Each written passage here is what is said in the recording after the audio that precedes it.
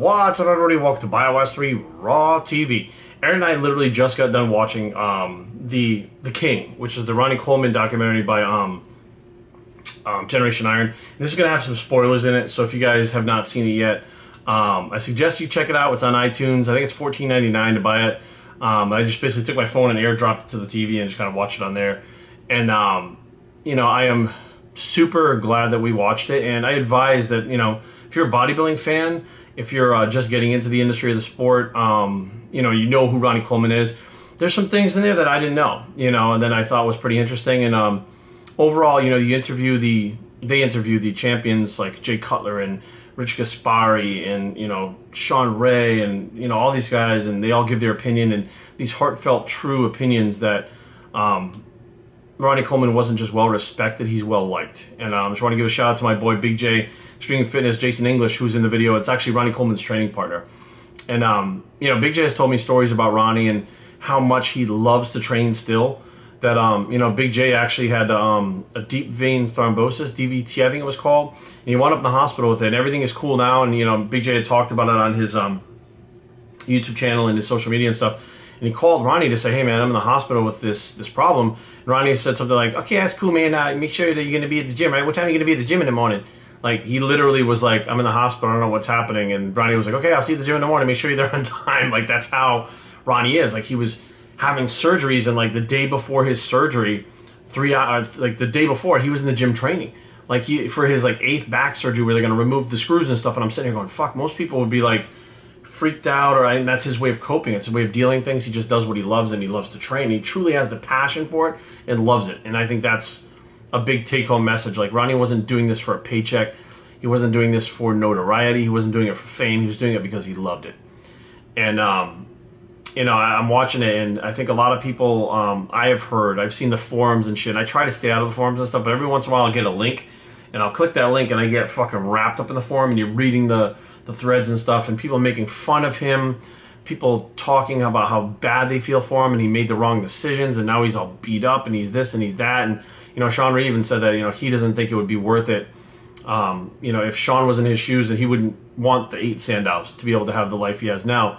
But I don't feel bad for Ronnie Coleman right now, and I do think that Ronnie doesn't feel bad for himself, you know, and I think that it's a true testament to human willpower and spirit that Ronnie Coleman is Ronnie Coleman, you know, because he came from Louisiana. He came from nothing. His mom used to actually hand make his clothes, which I didn't know also.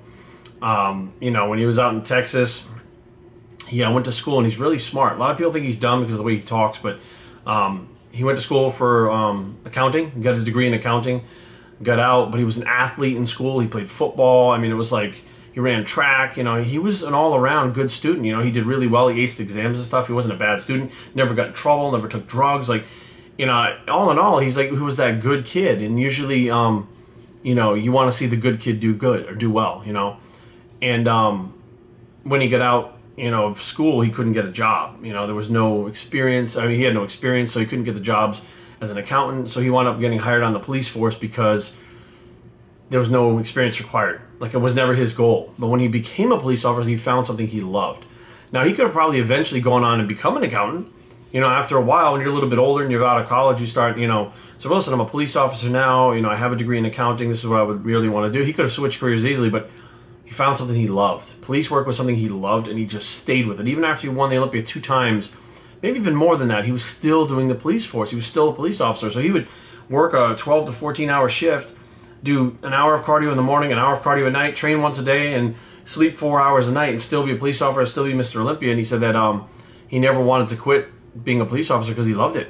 Like, so he basically didn't have the opportunity to train a body part in the morning, a body part at night, not work, because he loved being a police officer. So he basically got all of his workouts in within an hour. So he did all that work within an hour in the gym, and he did it 6 days a week, took Sundays off. And I'm sitting here going, like, testament to the spirit of the human spirit, you know. And I think the people making fun of him and saying that, you know, it wasn't worth it, I think most of those people in general, one of two things: either they don't have it in them to be something great or do something great, or they have it in them to be or do something great, but they don't have the spirit to let that out. Like, they just don't have the inner strength, the willpower, the human spirit to become something great. So now what they do is they just talk down about it.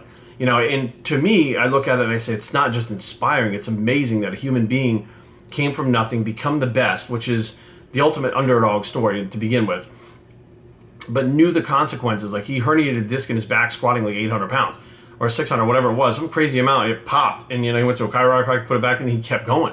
You know, injuries kept going, because his goal was to win the most amount of Olympias ever, and he loved bodybuilding, and in the passion for bodybuilding to improve and become better. And, you know, the thing is, you can't harness that. You can't control that. You can't put it in a box.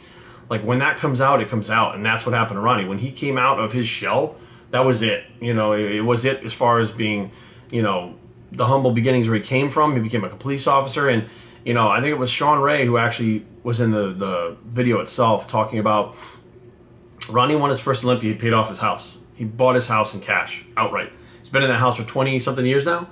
Not many bodybuilders out there are, first of all, successful at all, right? On top of it, many of them don't have a pot to piss in or a dime in the bank whatsoever.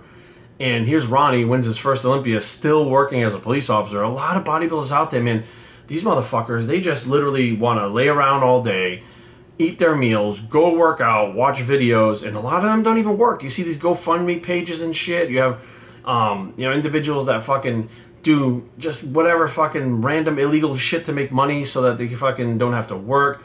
And you're looking at an individual who not only worked, but he served a purpose in the community being a police officer. So he did a good for his community while he was doing this. And at the same time being the best in the world and pushing himself to limits in the gym that had never been done before. You know, he was pioneering, he was creating new avenues in the gym and on the stage that no one had ever seen before. And I think that the people that don't have that in them to be great or do something great will never understand that. They'll never understand what it's like to be so driven and have that goal, and, you know, to push themselves for something further that, you know, to me it's inspiring. You know, do I have that type of drive? Fuck no, I don't have Ronnie Coleman's drive. Do I wish I did? Absolutely. Is it something to aspire to? Fuck yeah, even at 42, I'm going to aspire to have some kind of fucking drive like that. To beat yourself on the ground. And now, you know, flat out, his house is taken care of. His kids are taken care of. He bought a house for his mom outright. And he now has the company, which I think it was $15 million a year they're making with Ronnie Coleman supplements right now. And he gets to travel the world and see things that he never would have seen if he didn't do this. While he has these injuries in his back and stuff, he's still seeing the world. He's still growing this business that is going to leave this giant mark on the world after he's long gone, and even after his kids are long gone. So I'm sitting there going, what is that worth to you? Like, do I want to be 65 years old? Because I'll tell you what, guys, right now I've seen 65. I have friends that are 65, clients that are 65, relatives that were 65. And even if you did everything right in your life and you didn't take chances, 65 sucks, okay? Plain and simple. 60, 65, you know, that sucks if you have regret. And I've seen regret in people too. I've had people tell me, you know what, if I could go back, I wish I could, I would do this. And I regret not doing this, and this is the only thing I regret in my life not doing. And regret is worse than anything else out there. I don't give a shit what anybody says. I mean, you know, my father, when he passed away, had both hips were degenerated. He had nerve damage in both legs. He had stenosis. He had 2 rotator cuff surgeries on both rotator cuffs. He had a compressed disc in his back as well as 3 other herniated discs. He had, you know, multiple surgeries. He had lung cancer. He had kidney cancer. He had pancreatic cancer, throat cancer. He had 2 strokes, quote-unquote, brain bleeds. This is all by the age of 68 or 69. I think he passed away when he was 69 years old. And this stuff started happening to him in his 40s, mid to late 30s and early 40s. And that's how he lived up to that point. Now, Ronnie's in his 50s now, and of course, he you know, has done this to himself, right? You know, part of what happened to my dad was due to the fact that he didn't take care of himself, put himself in positions where he hurt himself.